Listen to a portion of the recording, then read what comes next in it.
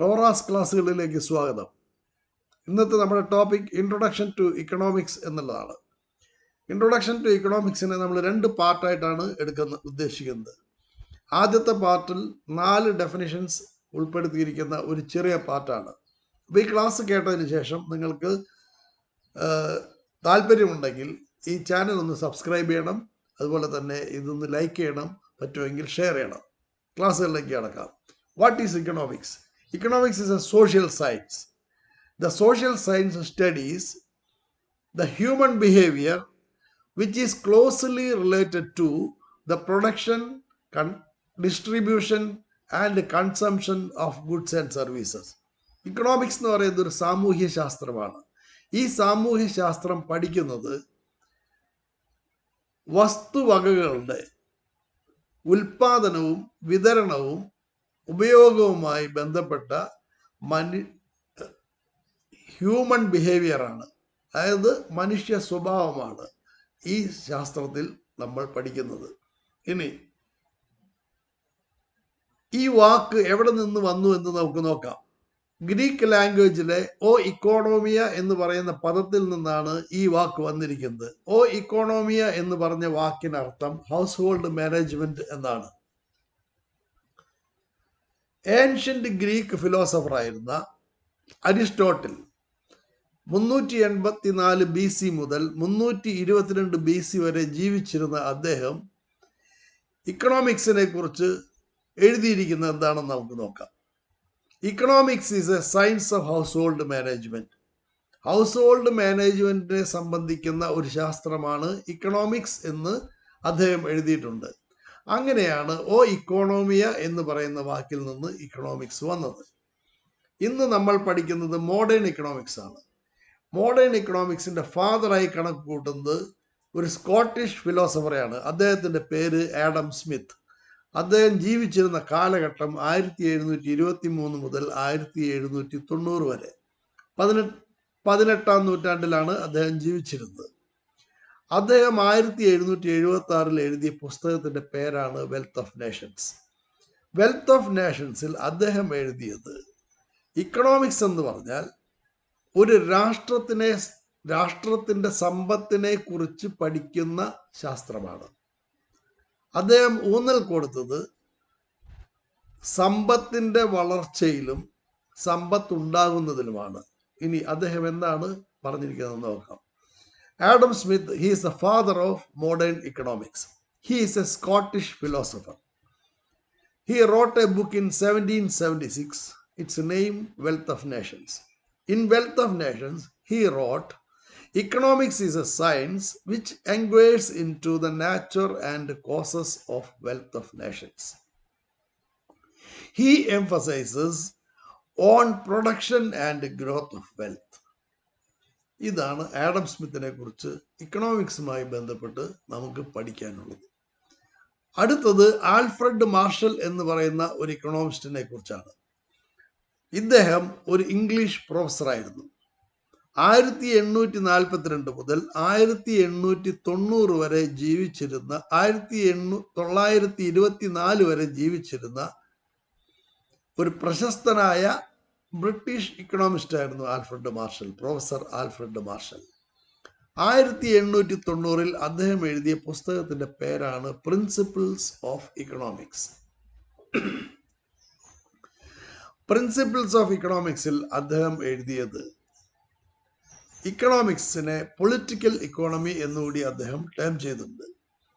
അദ്ദേഹം പറഞ്ഞിരിക്കുന്നത് സാധാരണ ജീവിതത്തിൽ മനുഷ്യ സമൂഹം പെരുമാറുന്നത് എങ്ങനെയാണോ ആ പെരുമാറ്റത്തെ കുറിച്ച് മുഴുവൻ നമ്മൾ പഠിക്കുന്നില്ല.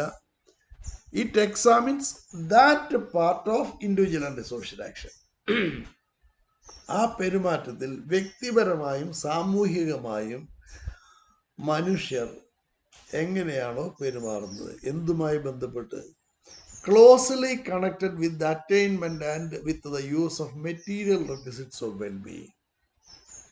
മെറ്റീരിയൽ റിക്വസിറ്റ്സ് കിട്ടുന്നതിനും അത് ഉപയോഗിക്കുന്നതിനും വേണ്ടി എങ്ങനെയാണോ സാമൂഹികമായും വ്യക്തിപരമായും മനുഷ്യർ പെരുമാറുന്നത്, മനുഷ്യ സമൂഹം പെരുമാറുന്നത്, ആ പെരുമാറ്റത്തെ കുറിച്ചുള്ള പഠനമാണ് ഇക്കണോമിക്സ് എന്ന് പറയുന്നത്. ഇനി മെറ്റീരിയൽ റിക്വസിറ്റ്സ് എന്ന് പറയുന്നത് ഗുഡ്സ് ആൻഡ് സർവീസസ് ആണ്. ഈ ഗുഡ്സ് ആൻഡ് സർവീസസ് എന്തിനു വേണ്ടിയാണ് ഉപയോഗിക്കുന്നത് വെച്ച് കഴിഞ്ഞാൽ അദ്ദേഹം സ്ട്രെസ് ചെയ്ത ഒരു വാക്കുണ്ട്, വെൽബീയിങ്, വെൽഫെയർ.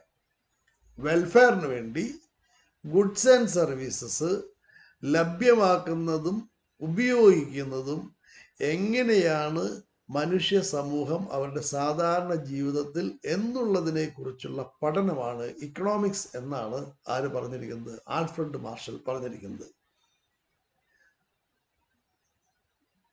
സിംപ്ലിഫൈ ചെയ്ത് പറഞ്ഞാൽ it means how A society or individual earns income and uses it for welfare. ഒരു സമൂഹം എങ്ങനെയാണോ ധനം സമ്പാദിക്കുന്നത്, അതെങ്ങനെയാണോ വെൽഫെയറിന് വേണ്ടി ഉപയോഗിക്കുന്നത്, അതിനെക്കുറിച്ചുള്ള അവരുടെ അതിനെക്കുറിച്ചുള്ള അവരുടെ സ്വഭാവവിശേഷത്തെക്കുറിച്ച് പഠിക്കുന്നതാണ് ഇക്കണോമിക്സ്. മറ്റൊരു ഇക്കണോമിസ്റ്റിനെ കുറിച്ച് നമുക്ക് റെഫർ ചെയ്യാനുണ്ട്.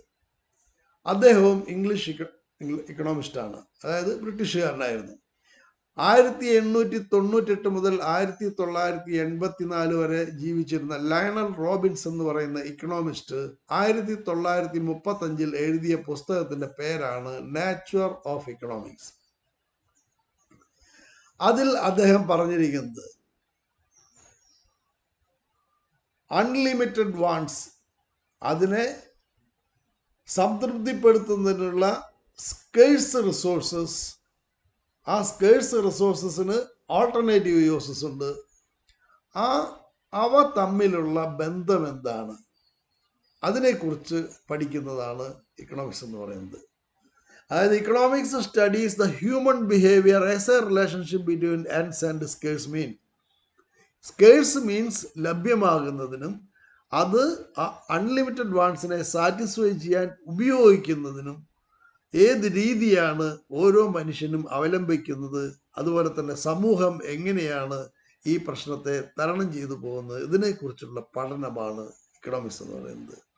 ഒന്നുകൂടെ സിംപ്ലിഫൈ ചെയ്ത് പറഞ്ഞാൽ ഓൾട്ടർനേറ്റീവ് യൂസസ് ഉള്ള പല ഉപയോഗങ്ങളുള്ള വിരളമായ റിസോഴ്സസിനെ അൺലിമിറ്റഡ് ആയ വാണ്ട്സ്, അതായത് എണ്ണമറ്റ ആഗ്രഹങ്ങളെ സാറ്റിസ്ഫൈ ചെയ്യുന്നത് ഏത് രീതിയിലാണ് എന്നുള്ളതിനെ കുറിച്ചുള്ള പഠനമാണ് എന്ത് ഇക്കണോമിക്സ് എന്ന് പറയുന്നത്. It means how an individual behaves in a society to satisfy unlimited wants with this limited resources which have alternative uses. ഇതാണ് സിംപ്ലിഫൈ ചെയ്ത് പറഞ്ഞാൽ how a human being behaves to satisfy his unlimited wants with his limited resources.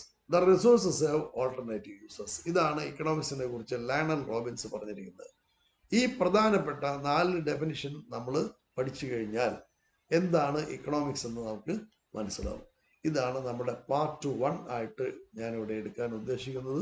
ഇവിടെ വെച്ച് നമ്മുടെ ഈ class അവസാനിപ്പിക്കുകയാണ്. ഇതിൻ്റെ ബാക്കി നമ്മൾ പാർട്ട് 2-ൽ പറയുന്നതായിരിക്കും.